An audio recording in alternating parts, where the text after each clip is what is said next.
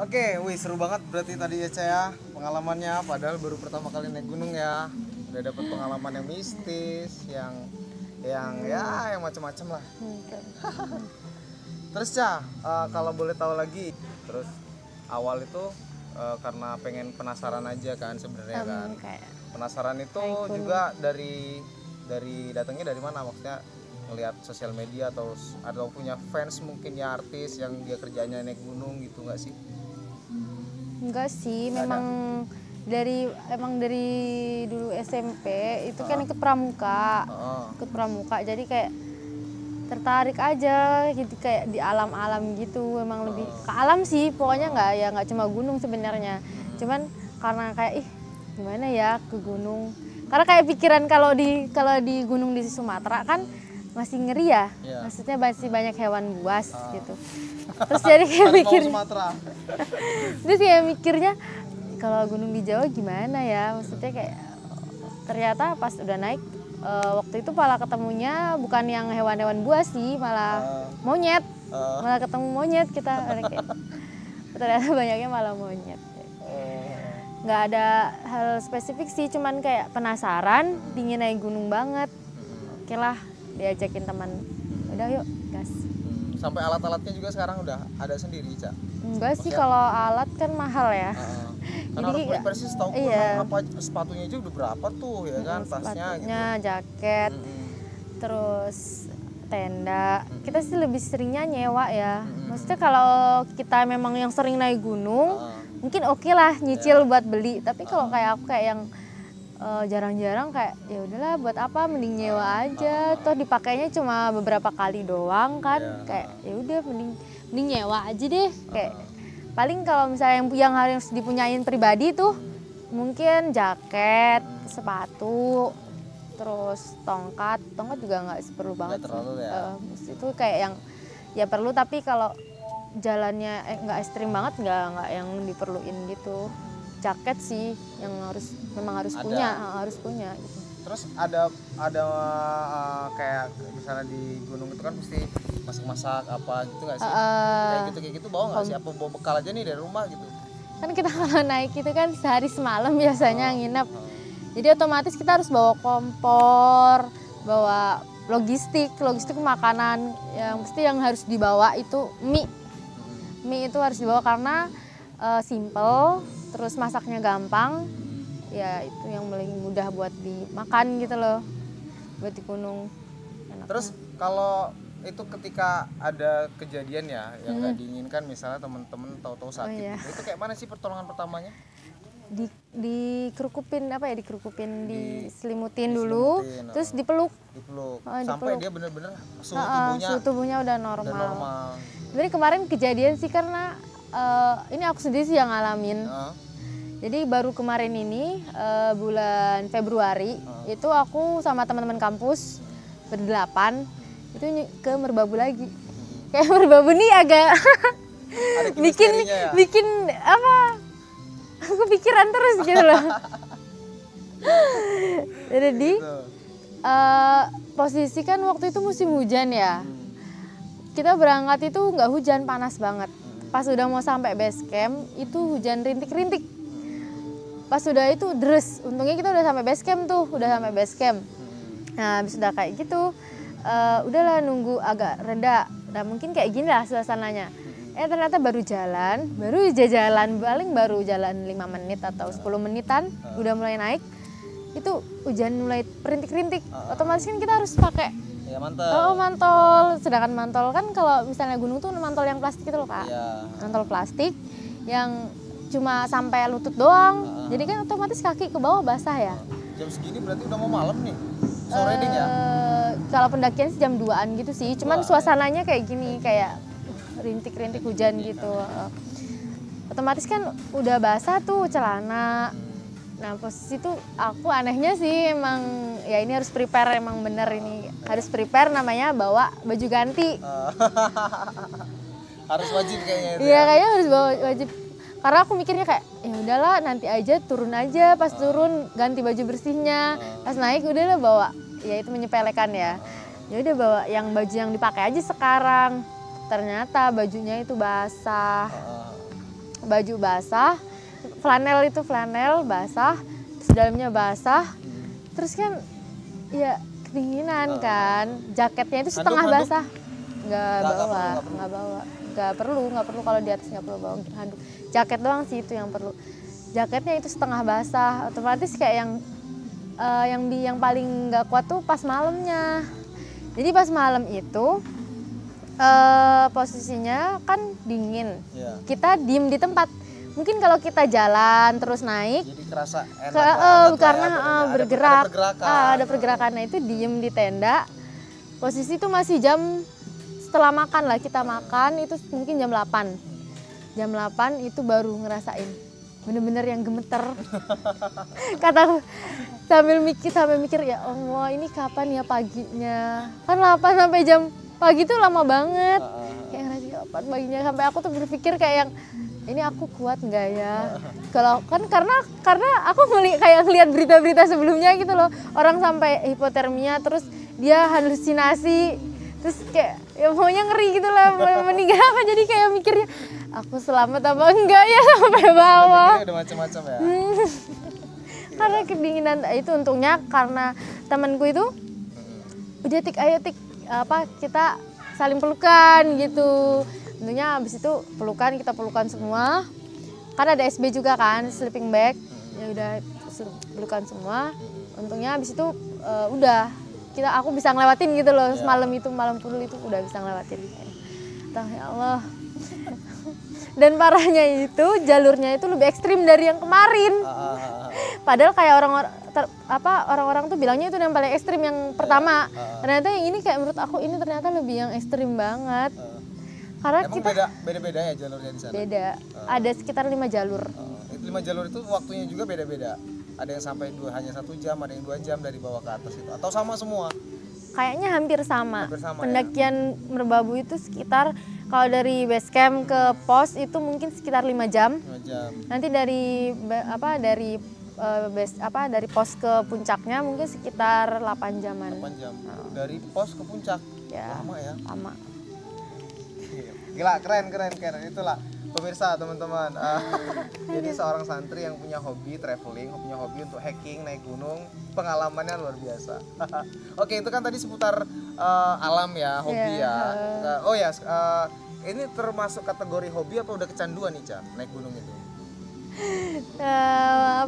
Mungkin hobi ya bisa, tapi kayak kan sempat kemarin tuh corona setahun itu, aku sampai kayak mikir kapan ya bisa gunung lagi, jadi kayak mungkin kecanduan juga kali ya. Udah masuk ke kategori kecanduan lah ya. Karena kayak kapan ya aku terakhir kali ndaki kapan sih, kok kita ayo sih kita ndaki sih kemana gitu ya, itu udah terus akhirnya bisa. Habis itu kan susah kalau udah kecanduan, udah susah. Pengennya bawaannya udah pengen terus gitu, kayak laki lah ya, ngerokok ya, habis makan nggak ngerokok kan rasanya kalau orang ngomong itu kayak ditinju nggak ngelawan nih, kalau habis ngerokok, habis makan nggak ngerokok gitu, rasanya kan berarti udah parah banget gitu, udah pengen banget gitu. Oh ya, itu tadi seputar hobi atau ininya Ica, kesukaan Ica yang sekarang sudah kecanduan. Mungkin saya pengen ngulik soal Ica itu di kehidupan di pondok lah ya. Itu kan teman-teman ini kan banyak yang santri nih, nggak apa-apa dong share. Apalagi pondoknya pondok besar, pondok Mbah Ali Maksum di Jogja. Gimana Ca, untuk teman-teman sebaya Ica yang sudah sekarang ini semester akhir, kemudian juga masih pondok, itu apa aja sih aktivitasnya di pondok? Kalau aktivitas kan sebenarnya aku di sana kan kayak bantu-bantuin gitu kan, kayak bantu-bantuin yang yang MTS sama aliyahnya gitu kan, bantuin ngurusin. Jadi mungkin MTS itu SMP ya? Iya SMP. Aliyah itu SMA-nya? Iya SMA-nya gitu. Ngajar atau ngasuh atau gimana? Kayak jadi pengurus gitu sih. Jadi kayak yang misalnya nih mereka lagi ada keperluan atau kayak mereka sakit, ya itu kita yang ngurusin. Jadi kayak yang istilahnya ya pengurus ya, bantu-bantuin gitulah di pondok. Jadi kalau misalnya dari pagi itu bisa disebut pengabdian nggak sih? Gitu iya, pengabdian ya. Pengabdian. Itu ada targetnya nggak berapa tahun gitu? Enggak sih. Enggak ada ya. Ada. Sebisanya kita gitu ya. Sebisanya kita. Kalau kita bisanya lama ya lama. Gitu ya. kalau misalnya bentar ya kan angkatan aku itu 6 orang ini yang jadi pengurus pembimbing bilangnya pembimbing. Kalau bimbing, nah 2 orang nih udah nikah, ya kan otomatis dia mau nggak mau ya udah selesai ngabdinya gitu, boyong. Gitu. Ada beberapa hal yang memang ya kalau memang udah wayahnya ya udah boyong. Mungkin nanti sih. Ica kapan nih boyongnya? Nunggu ada yang boyong kali ya. Mau boyong apa mau netep di Jawa nih? pengen itu sendiri pengen pulang ke Lampung apa di Jawa aja kalau harapannya? Kalau untuk kerja mungkin ya di Jawa. Sebenarnya kalau pengen menetap ya pengennya deket orang tua. Tapi nggak tahu nanti jodohnya siapa atau ke depannya gimana ya, serahin aja. Oh ya, terus kalau untuk kuantitas di pondok itu jumlahnya ada sampai berapa ribu sih secara keseluruhan itu gambaran? Kalau seluruh ya, ini Ali Maksum aja ya mungkin ya. Kalau yang santri Aliyah MTS mungkin ya, itu sekitar 2.500 lah. 2.500 ya? 2.500, 3.000. Itu yang sekolah juga. Kalau itu yang sekolah maksudnya? Itu sekolah. Mungkin 2.000 yang sekolah, yang 500 yang mahasiswa. Itu mahasiswa sedikit kok. Sedikit kan? Emang ada apa aja sih? Ada yang Pondok Alim Maksum, ada yang Al-Munawir. Al-Munawir termasuk banyak nggak? Mereka kan sistemnya komplek gitu Kak. Jadi ada komplek Ki, komplek Nur Salam, terus komplek AB. Jadi ya masing-masing komplek itu punya santrinya masing-masing. Tapi kalau Al-Munawir itu lebih sering ke yang mahasiswa seringnya. Ada yang lewat. Oh gitu, kalau yang Munawir kebanyakan mahasiswa. Cuman kalau yang kayak MTSMA ya itu di Ali Maksum seringnya. Itu orang dari mana-mana itu. Ada yang santri dari luar negeri nggak sih? Yang Ica tahu? Ada juga. Dari Malaysia. Malaysia ada. Berapa orang? Dulu kayaknya 1-2 lah, 1-2. Ya? Kebanyakan dari berbagai pulau. Ceritain dong apa istimewanya Pondok Alim Maksum menurut Ica. Pondok di Krapia itu menurut Ica ketimbang pondok-pondok yang lain yang Ica tahu ya. Bukan menjadi perbandingan tapi menurut Ica yang menjadi istimewa. Yang menjadi istimewa dari pondok kita ya. Boleh dong di-share. Iya. Jadi kan kalau dulu pas aku mondok itu bukan kesan bebas sih, tapi bukan lebih apa ya, kita bisa hidup langsung dengan masyarakat gitu ya. Iya. Jadi berbaur dengan masyarakat, karena kan kalau pondok-pondok lain mungkin nggak bisa keluar ya. Gitu. Jadi kalau pas aku dulu masih mondok, ini cerita pas masih mondok ya, bukan yang pas sekarang. Jadi pengurus beda banget soalnya kan, karena harus ngurusin gitu kan. Pas jadi santri tuh menurut aku kita bisa langsung berbaur dengan masyarakat. Karena apa? Karena ya kita bisa langsung misalnya kita beli jajan nih, kan mau nggak mau kita berinteraksi dengan masyarakat gitu kan, terus malah yang cerita-cerita, saling bertukar pikiran gitu loh. Jadi kita bisa langsung hidup di masyarakat gitulah istilahnya gitu. Jadi dapat pengalaman ya. Kita artinya lepas langsung tergabung di masyarakat. Kalau misalnya ya bukan misalnya, artinya Pondok Alim Maksum itu kan ciri khasnya gitu ya.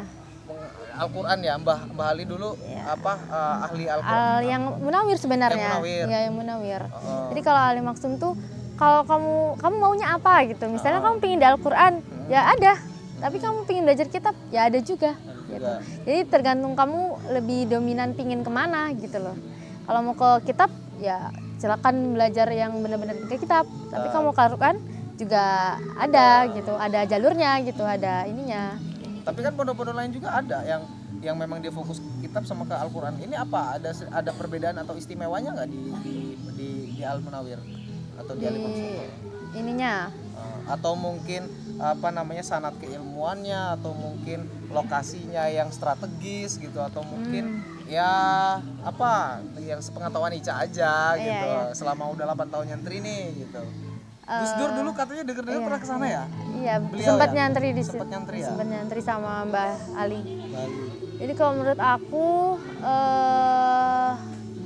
kalau dulu pinginnya tuh ya, karena tahu Mbah Munawir itu kan sanatnya itu tuh langsung sampai Rasulullah.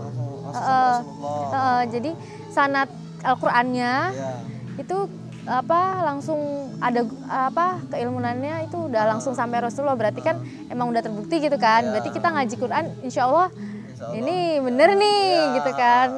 Jadi kalau mau nggak yang ekstrim nggak gitu kan, kita harus yang memilah-milah nih dong, karena sekarang orang tua ini kadang-kadang orang tua itu menempatkan anaknya pengen berilmu tapi ternyata kurang mencari informasi gitu kan.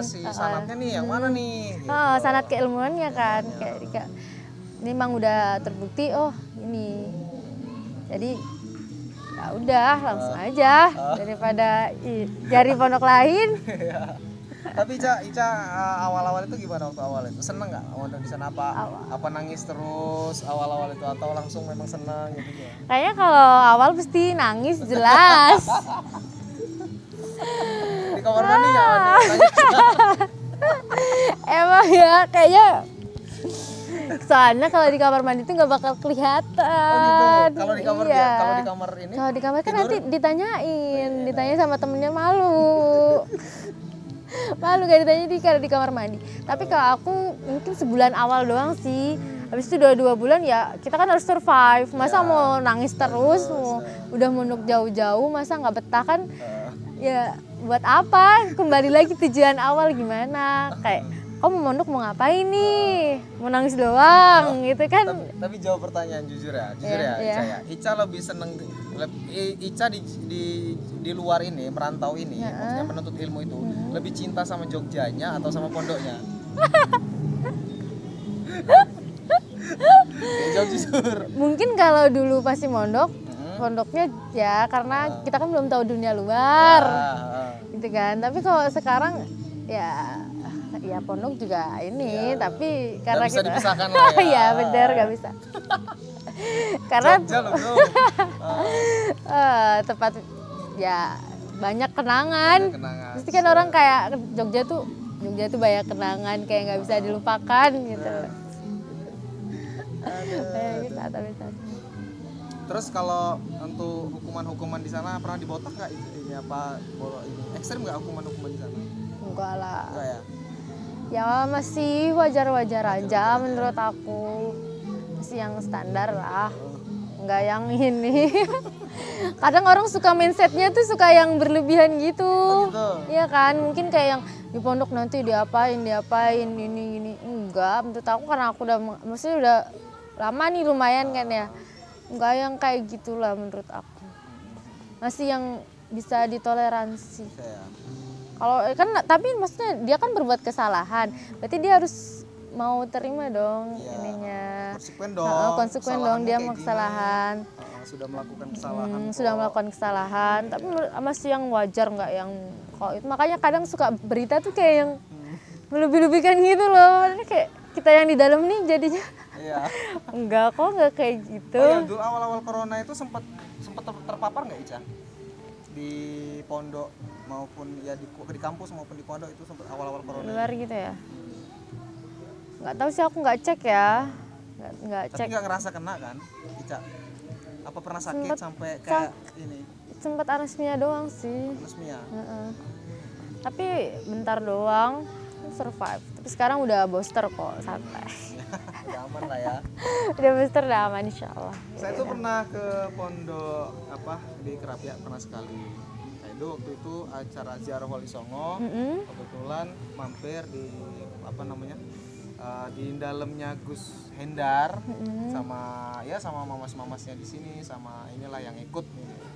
Terus masih ketemu sama almarhum Mbah Najib masih ketemu, salaman segala macem. Terus ngerasa kenapa sih dulu aku nggak pengen mondok gitu.